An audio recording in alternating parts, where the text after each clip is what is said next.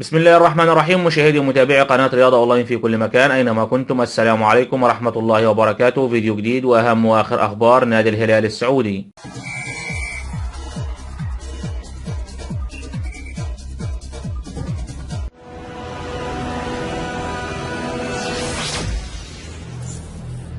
في البداية ما تنساش عزيزي المشاهد الاشتراك في القناة وتفعيل رمز الجرس علشان توصلك كل أخبارنا الجديدة. أعرب الأرجنتيني رامون دياز المدير الفني للفريق الأول لكرة القدم بنادي الهلال عن حزنه الكبير من التعادل الأخير الذي حدث في المباراة الأخيرة بين نادي الهلال ونادي الرائد، الذي أفقد نادي الهلال فرصة المنافسة على صدارة جدول ترتيب دوري روشن السعودي للمحترفين. وعقب المباراة صرح المدير الفني الأرجنتيني رامون دياز في المؤتمر الصحفي الذي يسبق المباراة بوجود أزمة لياقية لدى نجوم نادي الهلال خلال الموسم الرياضي الحالي نتيجة ضغط المباريات الكبير الذي يعاني منه الزعيم. وتحدث المدرب الأرجنتيني أن هذه ليست المرة الأولى التي يتقدم فيها نادي الهلال في نتيجة المباراة قبل أن يعود الخصم ويدرك التعادل ويعود في المباراة من جديد. وكشف رامون دياز على أن الجهاز الفني للفريق الأول لكرة القدم بنادي الهلال يحاول معالجة هذه الأزمة في أسرع وقت ممكن قبل مرحلة الحسم من الموسم الرياضي الحالي. وعلى جانب آخر أعلن المدير الفني لنادي الهلال الأرجنتيني رامون دياز إصابة ثنائي الفريق الظهير الأيسر حمد اليامي والجناح البيروفي المتألق في الفترة الأخيرة أندري كاريو ثنائي الفريق الأول لكرة القدم بنادي الهلال، حيث أكد رامون دياز أن ثنائي نادي الهلال لم يستطيع استكمال المباراة حتى نهايتها نتيجة للإصابة التي لحقت بهم. هذا ومن المنتظر إجراء المزيد من الفحوصات والكشف على ثنائي نادي الهلال لتحديد مدى إمكانية مشاركتهم في التدريبات الجماعية مع نادي الهلال من عدمها. وفي نهاية هذا الفيديو لا تنسى عزيزي المشاهد دعمنا بلايك وشير للفيديو، وشكرا والسلام عليكم ورحمة الله وبركاته.